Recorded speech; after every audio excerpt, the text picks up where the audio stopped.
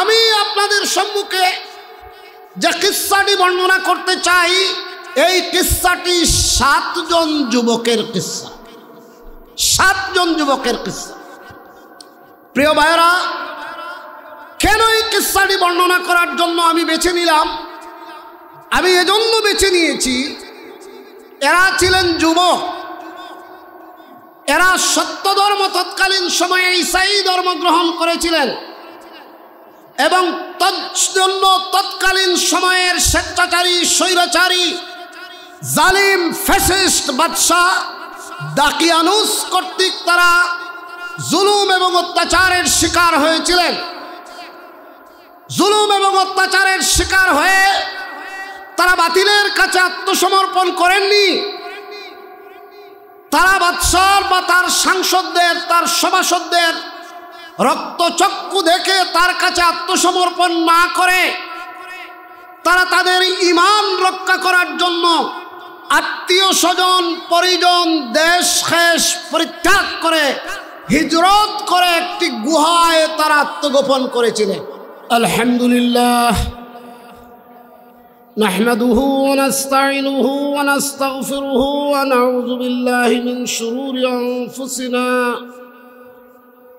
ونعوذ بالله من شرور أنفسنا ومن سيئات أعمالنا. من يهده الله فلا مضل له ومن يضلله فلا هادي له. ونشهد أن لا إله إلا الله ونشهد أن سيدنا ونبينا وسندنا ومولانا محمد الذي أرسله بالحق بشيرا ونذيرا وداعيا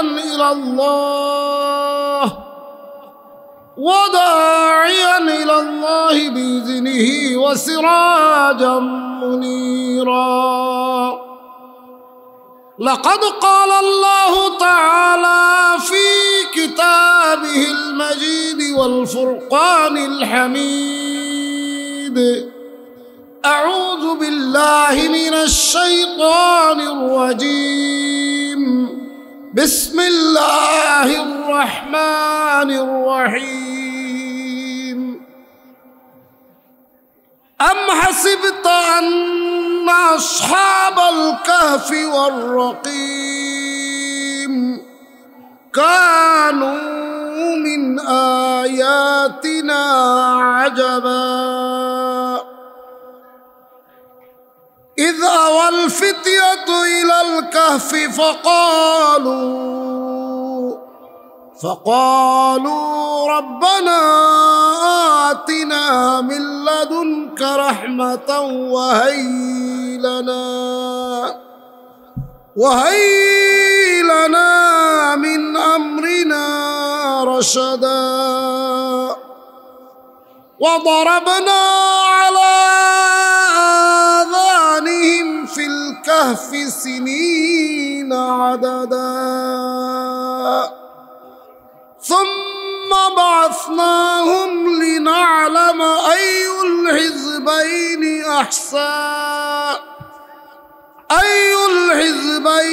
أحصى لما لبثوا أمدا. وقال تعالى: إن الله وملائكته يصلون على النبي يا أيها الذين آمنوا صلوا عليه وسلموا تسليما. اللهم سيدنا مولانا محمد وعلى آل سيدنا مولانا محمد. ঐতিহ্যবাহী দ্বীনী প্রতিষ্ঠান হযরত শাহজালাল জামিয়া ইসলামিয়া কামিল মাদ্রাসা পাঠানটুলা সিলেট কর্তৃক আয়োজিত আজকের এই বাৎসরিক ওয়াজ মাহফিলের শেষ অধিবেশনের মুহতারম সভাপতি, অত্র প্রতিষ্ঠানের স্বনামধন্য অধ্যক্ষ, ইসলামী আরবি বিশ্ববিদ্যালয়ের সিন্ডিকেট কমিটির সম্মানিত সদস্য, মঞ্চে উপবিষ্ট উলামায়ে কেরাম, মুহাদ্দিসিনে ইজাম, আমার সম্মুখে উপবিষ্ট দিন দরদি, ইসলাম দরদি ভাইয়েরা, স্নেহাস্পদ ছাত্রবৃন্দ, পার্শ্বে বিশেষ ব্যবস্থাপনায় আমন্ত্রিত এবং উপস্থিত মা ও বোনেরা, প্রিয় ছাত্রীবৃন্দ, দূর থেকে যারা আওয়াজ শুনছেন সেই সমস্ত দিন দরদি, ইসলাম দরদি প্রিয় ভাইয়েরা, মহান আল্লাহ রাব্বুল ইজ্জতের দরবারে শাহানশাহীতে লক্ষ কোটি শুকরিয়া ও সুজুদ। আমরা সালাতুল ঈশা জামাতের সাথে আদায় করেছি।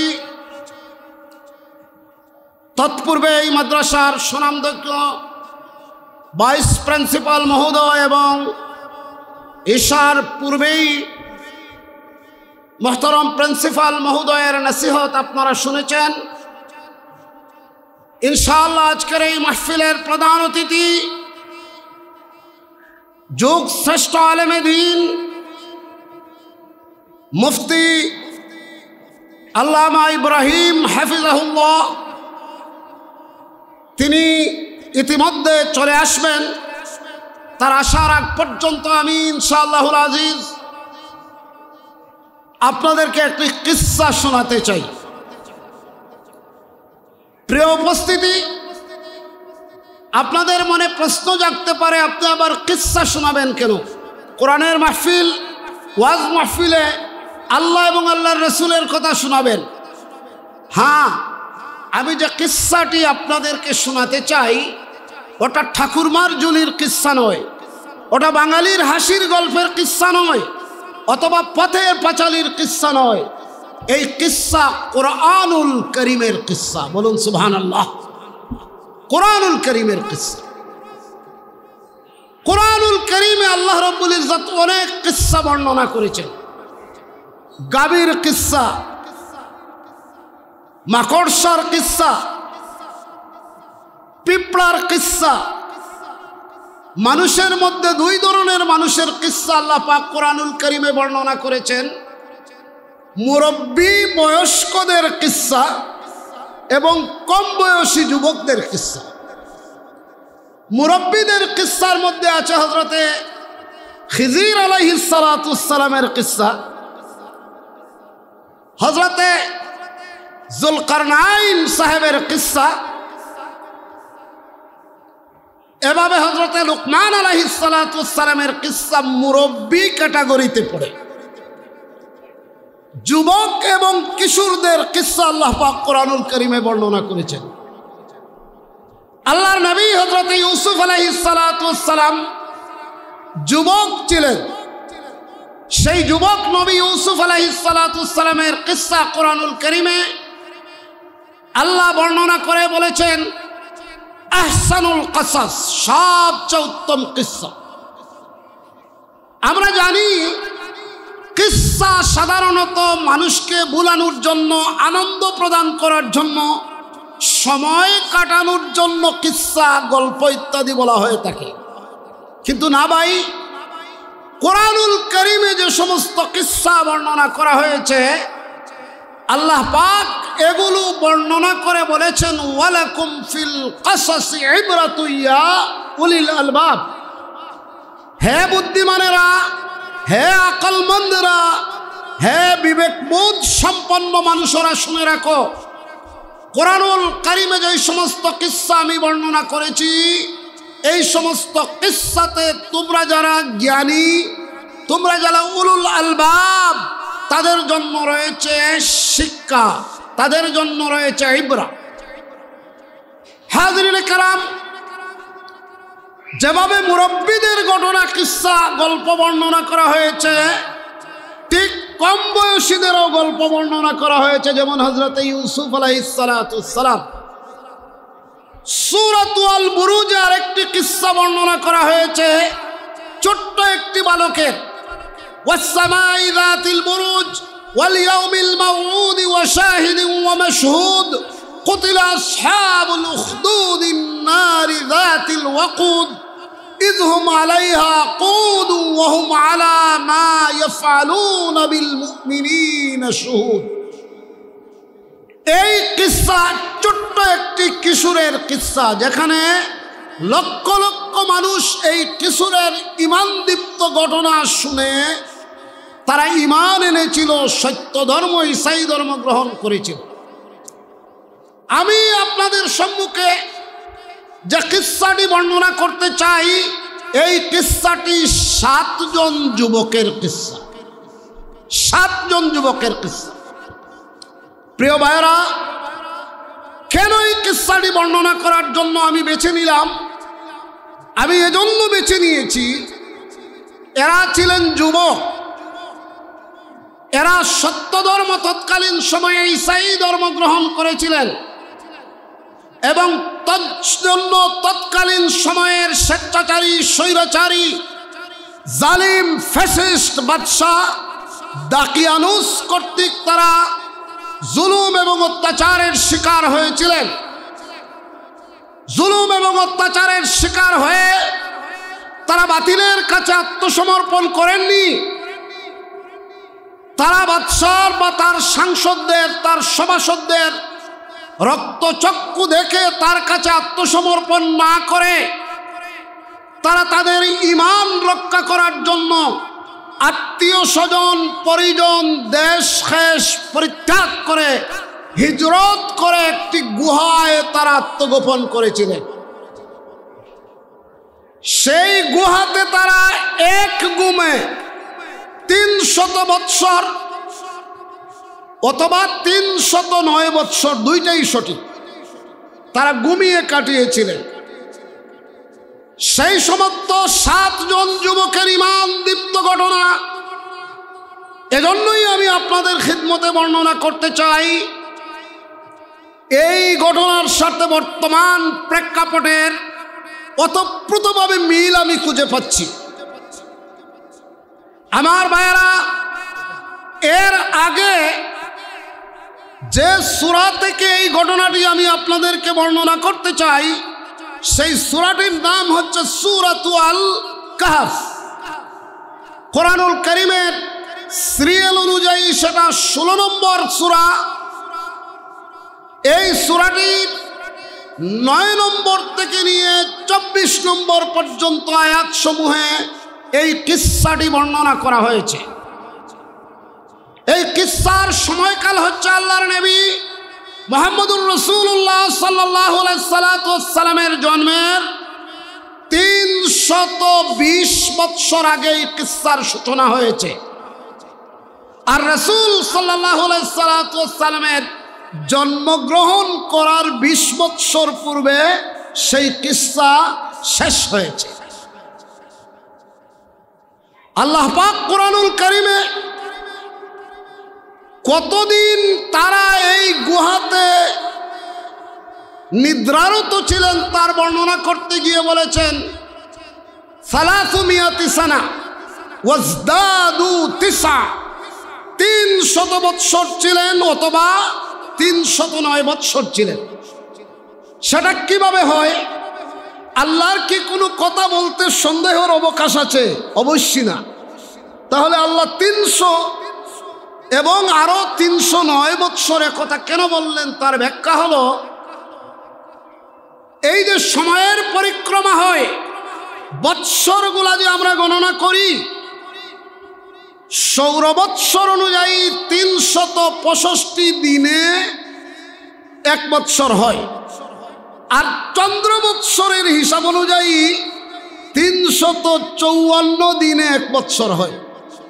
এজন্য প্রতি 100 বৎসরে 3 বৎসর চন্দ্র বৎসরে অতিরিক্ত হয়ে যায়। যেমন এবার আমরা মার্চের 2 তারিখে রোজা রাখবো, পরবর্তী বৎসর সেটা ফেব্রুয়ারির 24 অথবা 25 তারিখে চলে আসবে। অর্থাৎ 10 দিন বা 11 দিন অগ্রসর হয়ে যাবে।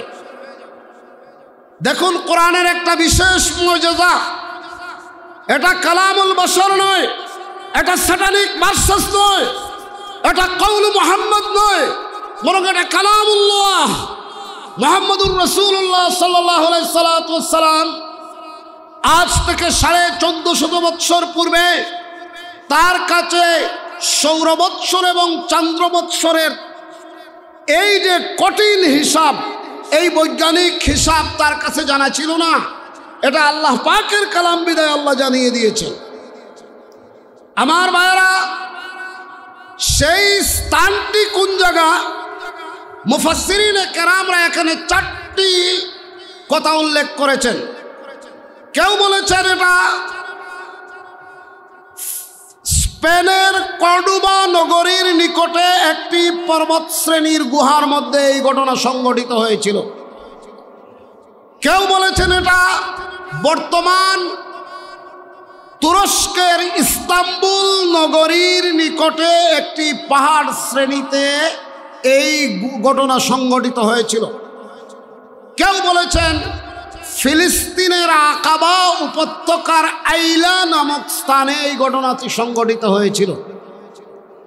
কেউ বলেছেন এবং অধিকাংশ মুফাসসিরিনে কেরাম বলেছেন এটা বর্তমান জর্ডান, যাকে আরবিতে বলা হয় তাকে উর্দুন, সেই উর্দুনের রাজধানী আম্মান থেকে নিয়ে 21 কিলোমিটার দূর একটি পর্বত শ্রেণীর শৃঙ্গে এবং গুহাতে সেই ঘটনা ঘটেছিল। আল্লামা সুলাইমান নদভী, আল্লামা আবুল আলা মাউদুদি রহমতুল্লাহি আলাইহি আরদুল কোরআন নামক গ্রন্থে এই ঘটনাটাকে উর্দুনের রাজধানী আম্মানের নিকটবর্তী একটি জায়গাতে সংঘটিত হয়েছিল বলে তারা মত প্রকাশ করেছেন। প্রিয় ভাইরা, মূল ঘটনাটি কি? মূল ঘটনাটি হলো ঈসা আলাইহিস সালাতু ওয়াস সালামকে আল্লাহ পাক যখন আসমানে তুলে নিলেন, ঈসা আলাইহিস সালাতু ওয়াস সালাম তো মারা যাননি। ঈসা আলাইহিস সালাতু ওয়াস সালাম ওয়ামা কাতালুহু ওয়ামা সালাবুহু ওয়ালাকিন শুববিহা লাহু। তারা ইহুদিরা বিশ্বাস করে ঈসা আলাইহিস সালাতু ওয়াস সালামকে তারা হত্যা করেছে, কিন্তু আল্লাহ বলেন না, তাকে তারা হত্যা করেনি। খ্রিস্টানরা বিশ্বাস করে তারা তাকে শুলিতে চড়িয়েছে, পেরেক মেরে হত্যা করেছে।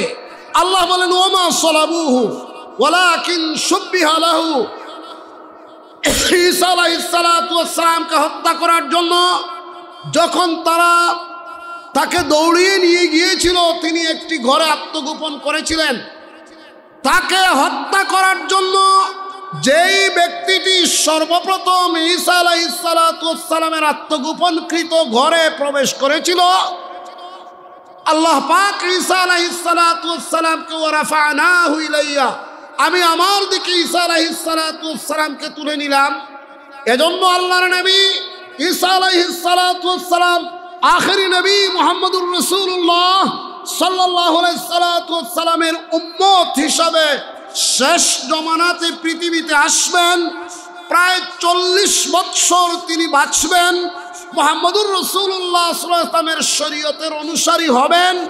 আল্লাহর নবী মুহাম্মদুর রাসূলুল্লাহ সাল্লাল্লাহু আলাইহি সাল্লামের মাজারে মুকদ্দাসের একটি নির্ধারিত স্থানে ইমাম মাহদী আলাইহিস সালাতু ওয়াস সালাম এবং ঈসা আলাইহিস সালাতু ওয়াস সালামের কবর হবে বলে তাফসীরের কিতাব সমূহে বর্ণিত আছে। আমার প্রিয় ভাইরা, অতঃপর দেখুন আল্লাহর নবী হযরত ঈসা আলাইহিস সালাতু ওয়াস সালামকে তুলে নেওয়ার পরে ঈসা আলাইহিস সালাতু ওয়াস সালামের অনুসারী যারা ছিলেন তাদেরকে বলা হয় কোরআনের ভাষায় হাওয়ারিয়ুন। وإذ قال عيسى ابن مريم من أنصاري إلى الله قال الحواريون نحن أنصار الله। মুহাম্মদুর রাসূলুল্লাহ সাল্লাল্লাহু আলাইহি সাল্লাম কে যারা সচক্ষে দেখে দ্বীনে হক অনুসরণ করেছেন তাদেরকে বলা হয় সাহাবী, অর্থাৎ আসহাবু রাসূলিল্লাহ। ঈসা আলাইহিস সালাতু ওয়াস সালামকে যারা সচক্ষে দেখে ঈমান এনেছিলেন তাদেরকে বলা হয়ে থাকে কোরআনের ভাষায় হাওয়ারি। এদের সংখ্যা ছিল ঈসা আলাইহিস সালামের জীবিত অবস্থায় 9 জন। ঈসা আলাইহিস সালামের পরে এদের সংখ্যা দিন দিন বাড়তে থাকে। ঈসা আলাইহিস সালামের ধর্ম সেই সময় ছিল সঠিক ধর্ম। ঈসা আলাইহিস সালাম তাওহীদের দাওয়াত মানুষকে দিয়েছিলেন। তৎকালীন সময়ে আলহামদুলিল্লাহ দেখতে পাচ্ছি আমাদের মেহমান চলে এসেছেন, তিনি রেস্ট নেবেন অথবা ইনশাআল্লাহ এখানে চলে আসবেন। আসলে আমি ওনাকে আসন ছেড়ে দেবো ইনশাআল্লাহ। দুরূদ শরীফ পড়েন, আল্লাহুম্মা সাল্লি আলা সাইয়্যিদিনা মাওলানা মুহাম্মদ ওয়া আলা আলি সাইয়্যিদিনা মাওলানা মুহাম্মদ। সম্মানিত উপস্থিতি, আপনারা জায়গা পাবেন না, কিন্তু তাড়াতাড়ি চলে আসেন। সামন দিকে পূর্ব দিকে কিছু জায়গা খালি আছে, পশ্চিম দিকে কিছু জায়গা খালি আছে। আর একটু আপনারা চেপে চেপে বসুন, ইনশাআল্লাহ আমাদের প্রধান অতিথি চলে এসেছেন। যুগ শ্রেষ্ঠ আলিম ফাকিহ মুহাদ্দিস আল্লামা ইব্রাহিম হাফিজাহুল্লাহ চলে এসেছেন। সবাই আমরা একবার আলহামদুলিল্লাহ পড়ি, বলি আলহামদুলিল্লাহ। আমার প্রিয় ভাইরা, তো আমি হযরতে ঈসা আলাইহিস সালামের অনুসারী হাওয়ারিয়িন যারা, তারা দ্বীন প্রচার করার জন্য পৃথিবীর বিভিন্ন প্রান্তরে ছড়িয়ে পড়েছিলেন। তখন আসহাবু কাহাফের যে ঘটনা, এই ঘটনার সাথে সম্পৃক্ত যে শহর, সেই শহরের নাম ছিল আফসুস অথবা তারসুস। এটা ছিল বর্তমান উর্দুন। এই উর্দুনের রাজধানী আম্মানের নিকটবর্তী একটি শহর। এই হাওয়ারিদের ইসলাম প্রচারের কারণে, ঈসাই ধর্ম প্রচারের কারণে তারা, তাদের ভিতরে নূরে ঈমান প্রবেশ করলো। তারা শিরিক ছেড়ে আল্লাহর সন্তান বলে যেভাবে ওরা প্রচার করত, ঈসা আলাইহিস সালামকে এই কুফরি মতবাদ, শিরকি মতবাদ পরিত্যাগ করে এক আল্লাহর উপরে তারা ঈমান আনলেন। ঈমান আনার কারণে তাদের খবর পৌঁছে গেল সেই মুশরিক বাদশাহ দাকিয়ানুসের কর্ণকুহরে। দাকিয়ানুস তার গোয়েন্দা বাহিনী দিয়ে এই 7 জন যুবককে তার দরবারে ডেকে নিয়ে থ্রেট দিল, আমি শুনতে পেরেছি তোমরা আমার বাপ দাদার ধর্ম পরিত্যাগ করে নতুন ধর্ম গ্রহণ করেছ, অতএব তোমাদেরকে আমি আলটিমেটাম দিচ্ছি, যদি 7 দিনের ভিতরে অথবা 3 দিনের ভিতরে এই ধর্ম পরিত্যাগ করে পুরাতন ধর্মে ফিরে না আসো, তাহলে আমি তোমাদেরকে সুলিবিদ্ধ করব, আমি তোমাদেরকে ফাঁসি দেব, তোমাদেরকে আয়নাগরে প্রবেশ করাবো। আমার প্রিয় ভাইরা, এজন্য সেই 7 জন যুবক তারা মনে মনে একত্রিত হলেন, চিন্তা করলেন এই জালিমের দেশে আর থাকা যায় না, যে জালিম আমাদেরকে হত্যা করবে। ঈমান আনার জন্য আমাদেরকে সে জেল জুলুম অত্যাচারের হুমকি দিচ্ছে, কিন্তু এর কারণে তো আমরা ঈমান পরিত্যাগ করতে পারি না। এজন্য তারা তাদের ঈমানের হিফাজতের জন্য আল্লাহর বান্দারা হিজরত করার সিদ্ধান্ত গ্রহণ করলেন। একদা রাত্রিবেলা তারা একত্রিত হয়েছেন। একত্রিত হয়ে একসাথে তারা তাদের এই শহর পরিত্যাগ করে অজানার উদ্দেশ্যে যাত্রা করেছেন। অজানার উদ্দেশ্যে যাত্রা করেছেন। ইতিমধ্যে একজন সাথীর বাড়িতে পাহারাদার কুকুর ছিল, সেই কুকুরটি তাদের সঙ্গী হয়েছে। আমার হাজিরিনে কেরাম, কুকুরকে তারা যতই তাড়িয়ে দিতে চান না কেন, কিন্তু কুকুর তাদের সঙ্গ ছাড়া হয় না। অতঃপর দিনের সূর্য যখন ধীরে ধীরে পূর্বাকাশে উদিত হওয়ার সম্ভাবনা দেখা দিয়েছে, তারা চিন্তা করলেন আমরা 7 জন টকবকে যুবক যদি একসাথে চলাফেরা করি, তাহলে বাদশার গুপ্তচরদের হাতে আমরা ধরা পড়তে পারি, আমাদেরকে ফাঁসি দিয়ে দেবে, হত্যা করবে।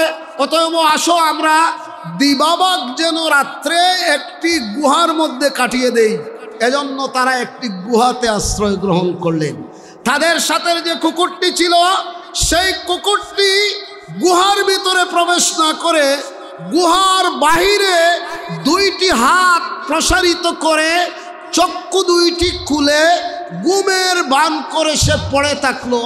মহান আল্লাহ রব্বুল ইজ্জত এই কুকুরটি কিভাবে ঘুমিয়েছে সেই কথাটুকু পবিত্র কোরআনুল কারীমে তুলে ধরেছে। আল্লাহ বলেন ওয়া কালবুহুম বাসিতুন জিরাইহি বিল ওয়াসিদ। আপনারা দেখেছেন কুকুর তার পিছনের দুইটি পাকে আড়মোড়া করে ভেঙে আর সামনের দুইটি পাকে সম্মুখ দিকে প্রসারিত করে মুখকে নিচের দিকে রেখে ঘুমিয়ে থাকে।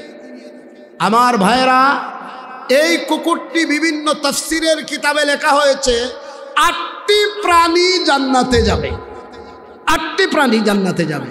তার মধ্যে এই কুকুরের নামও উল্লেখ করেছেন মুফাসসিরিনে কেরামরা। এই কুকুরটার নাম ছিল কিতমির, কাফ ত মিম ইয়া রা, কিতমির। এই কুকুর এবং হযরতে ইব্রাহিম আলাইহিস সালাতু ওয়াস সালাম যে দুম্বা কুরবানি দিয়েছিলেন সেই দুম্বা, হযরতে ইউনূস আলাইহিস সালাতু ওয়াস সালামকে যে মাছ পেটে সংরক্ষণ করেছিল সেই মাছ, হযরতে সালেহ আলাইহিস সালাতু ওয়াস সালামের যে উটনি বের হয়েছিল, আমি সচক্ষে সেই জায়গাটি দেখেছি। মদাইনে সালেহ, মদিনা ইউনিভার্সিটিতে অধ্যয়নকালীন সময়ে আমাদেরকে পিকনিকে নিয়ে গিয়েছিল। সেই জায়গাটুকু এখনো চিহ্নিত আছে, আমি সেখানে দেখেছি। তো আমার প্রিয় ভাইরা, এই ধরনের সময় যেহেতু স্বল্প, এ ধরনের 8টি প্রাণী জান্নাতে যাবে বলা হয়েছে। কেন যাবে? আল্লাহ কি কুকুর মেকুরের জন্য জান্নাত বানিয়েছেন? না, বরং আল্লাহ পাক সালেহিনদের জন্য, ইমানদারদের জন্য, সৎ মানুষের জন্য জান্নাত সৃষ্টি করেছেন। আল মারউ মা মান আহাব্বাহু, দুনিয়াতে যে যাকে ভালোবাসে আল্লাহ পাক তাদের হাসর তাদের সাথে করেন। এজন্য আমার প্রিয় ভাইরা, এই কুকুরটি পর্যন্ত জান্নাতে যাবে বলে বিভিন্ন তাফসীরের কিতাবে উল্লেখিত আছে। তাফসীরগুলোর নামও বলতে পারবো, সময়ের স্বল্পতার কারণে আমি সেই দিকে যাচ্ছি না। তো আমার প্রিয় ভাইরা, আমি এই ঘটনাটুকু বলে আপনাদের খিদমতে যে মেসেজ দিতে চাই, দেখুন ইমানের নূর যাদের ভিতরে প্রবেশ করেছে তাদেরকে জেল জুলুম দিয়ে, তাদের ঘর বাড়ি ধ্বংস করে, তাদেরকে ফাঁসি কাস্তে ঝুলিয়ে, বিশেষ করে যুবকদেরকে কখনো তারা দেশ ছাড়া হবে। আজকে আপনারা জানেন বিগত 16-17 বৎসর ফ্যাসিস্ট স্বৈরাচারী সরকারের আমলে হাজার হাজার নয়, লক্ষ লক্ষ যুবক তাদের ইমানের হেফাজত করার জন্য দেশ ছেড়ে চলে যেতে বাধ্য হয়েছে। কি বলেন? লক্ষ লক্ষ যুবক পৃথিবীর বিভিন্ন প্রান্তরে।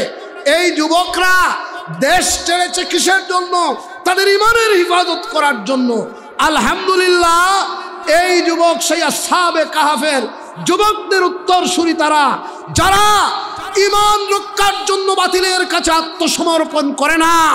বুলডোজার দিয়ে তাদের ঘরবাড়ি ধ্বংস করে দেয়া হোক, তাদের চাকরি কেড়ে নেওয়া হোক, তাদেরকে গুলিবিদ্ধ করা হোক, তারপরেও তারা কখনো জালিমের কাছে, অন্যায়ের কাছে কখনো আত্মসমর্পণ করেনি এবং করবেও না ইনশাআল্লাহ।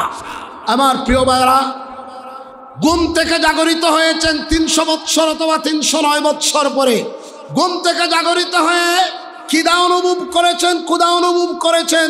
তাদের একজনকে পাঠিয়েছেন, যাও আজকা তামিন, সবচেয়ে উত্তম খাবার শহর থেকে নিয়ে এসো। উত্তম খাবার তারা নিয়ে এসেছেন। স্বর্ণমুদ্রা যেগুলো সাথে করে নিয়ে গিয়েছিলেন, এই স্বর্ণমুদ্রা যখন দিয়েছেন দোকানিকে, এই নাও তোমার বিনিময়, তখন দোকানি দেখে বলে, না, এগুলো তো অচল টাকা, এগুলো তো 300 বৎসরের পূর্বের বাদশাহ দাকিয়ানুসের সময়কালের টাকা, অতএব এগুলো তো অচল। তখন ধরা পড়ল তারা 300 অথবা 309 বৎসর পূর্বে তারা এই গুহাতে লুকিয়েছিলেন। এই গুহাতেই তারা 309 বৎসর আল্লাহ পাক তার কুদরত দিয়ে এদেরকে হেফাজত করেছেন। সূর্য উদিত হতো, সকালবেলা তাদের এক পাশ দিয়ে যেত, আরেক পাশ দিয়ে বিকালবেলা যখন আসতো সূর্য অস্তমিত হতো। অটোমেটিকলি সূর্যের তাপ থেকে তারা অক্সিজেন গ্রহণ করতেন, ভিটামিন ডি গ্রহণ করতেন, এইভাবে আল্লাহ পাক দীর্ঘ 300 বৎসর অথবা 309 বৎসর তাদেরকে বাঁচিয়ে রেখেছে। আমার হাজিনের কেরাম, কুরআনুল কারীমের সূরাতুল কাহফের এই আসহাবুল কাহফের 7 জন যুবক এবং তাদের সাথী কুকুর এর ঘটনা বর্ণনা করে আমাদেরকে এই মেসেজ আল্লাহ পাক দিতে চাচ্ছেন, ওয়ালাকুম ফিল কাসাসি ইবরাতুন ইয়া উলিল আলবাব। হে বুদ্ধিমানেরা, হে আকলমন্দরা, হে বিবেকবানেরা, এই সমস্ত কিস্সা শুধু মন বুলানো নয়, তোমাদেরকে ফুর্তি দেওয়ার জন্য নয়, এর মধ্যে রয়েছে তোমাদের জন্য শিক্ষা। আমার প্রিয় ভাইয়েরা, বিশেষ করে প্রিয় যুবকদের প্রতি আমার মেসেজ, যেইভাবে আসহাবুল কাহফের যুবকেরা তারা তাদের ঈমান রক্ষা করার জন্য দেশ ছেড়েছিল, চাকরি ছেড়েছিল, ফাঁসির কাস্টে ঝুলেছিল, ঠিক এইভাবে তোমরা এই ধরনের জুরআত প্রদর্শন করেছো, এই ধরনের বেটাগিরি তোমরা প্রদর্শন করেছো। আল্লাহ পাক তোমাদের এই ঈমান দীপ্ত ত্যাগকে কবুল করুক, মঞ্জুর করুক, সবাই বলুন আমিন। পরিশেষে আমি আপনাদের খিদমতে যে আবেদনটুকু রাখতে চাই, আমার হাজিরিনে কেরাম, ইন্নাল্লাহা লা ইউগাইয়িরু মা বিকাউমিন হাত্তা ইউগাইয়িরু মা বিআনফুসিহিম। আল্লাহ কোন জাতির ভাগ্য পরিবর্তন করেন না যতক্ষণ পর্যন্ত না সে জাতি নিজেদের ভাগ্যের পরিবর্তন না করেছে। আমাদের তাকদীর আল্লাহ পাক পরিবর্তন করে দেবেন না, আমাদেরকেই পরিবর্তন করতে হবে। কুরআনুল কারীম, এই কোরআন হুদাল লিন-নাস হুদাল লিল-মুত্তাকিন, কিতাবুন আনজালনাহু ইলাইকা লিতুখরিজান নাস মিনাজ যুলুমাতি ইলান নূর। কোরআনকে আল্লাহ পাক প্রেরণ করেছেন মানুষকে অন্ধকার থেকে আলোর পথে নিয়ে আসার জন্য। কোরআন শুধু তাবিজ লেখার জন্য নয়, কোরআন শুধু পানি পড়ার জন্য নয়, কোরআন শুধু খতমে তারাবি পড়ার জন্য নয়, কোরআন হচ্ছে মুসলমানদের সংবিধান। কি বলেন? কোরআন মুসলমানদের সংবিধান। লিতুখরিজান নাস মিনাজ যুলুমাতি ইলান নূর, মানুষদেরকে অন্ধকার থেকে আলোর পথে নিয়ে আসার জন্য। আমার ভাইয়েরা, এই অবাগা দেশটি যেখানে আল্লাহ পাক আমাদেরকে জন্ম দিয়েছেন, বয়স হয়ে গিয়েছে 54 বৎসর, আমরা অমুক মতবাদ তমুক মতবাদকে দেখেছি, ধর্মনিরপেক্ষতার কুফরি মতবাদকে দেখেছি, জাতীয়তাবাদ নামক তথাকথিত মতবাদদেরকে দেখেছি, কিন্তু ইসলামকে আমরা চর্চা করিনি। ইসলাম চর্চা করার, কোরআনকে সংবিধান হিসাবে মানার এবং দেখার সুযোগ এসেছে। যুবকেরা যেইভাবে আসহাবে কাহফের যুবকরা তারা দেশ পরিত্যাগ করে হিজরত করেও তারা ঈমানের তারা জয়গান গেয়েছে, ঠিক সেইভাবেই তোমরাও এই দেশটাকে পুনর্গঠন করার জন্য এক পায়ে দণ্ডায়মান থাকবে। যে চ্যালেঞ্জই আসুক না কেন, ওরা যেভাবে চ্যালেঞ্জের মোকাবেলা করেছে তোমরাও করবে বলে আমাদের বিশ্বাস ইনশাআল্লাহ। আল্লাহর আইন, কোরআনের শাসন, আলা লাহুল খালকু ওয়া লাহুল আমর, যিনি সৃষ্টি করেছেন হুকুম চলবে তার। সেই আল্লাহর জমিন, আল্লাহর আকাশ, আল্লাহর বাতাসে আমরা আল্লাহর জমিনে আল্লাহর আইন, কোরআনের শাসন, ইসলামী হুকুমত কায়েম করার জন্য এবং সৎ লোকের শাসন কায়েম করার জন্য ইনশাআল্লাহুল আজিজ আমরা সবাই নিজ নিজ অবস্থান থেকে চেষ্টা করতে কি রাজি আছি? সবাই হাত তুলে দেখা, নারায়ে তাকবীর, নারায়ে তাকবীর, দ্বীন ইসলাম। আল্লাহ পাক আপনাদেরকে আমাদেরকে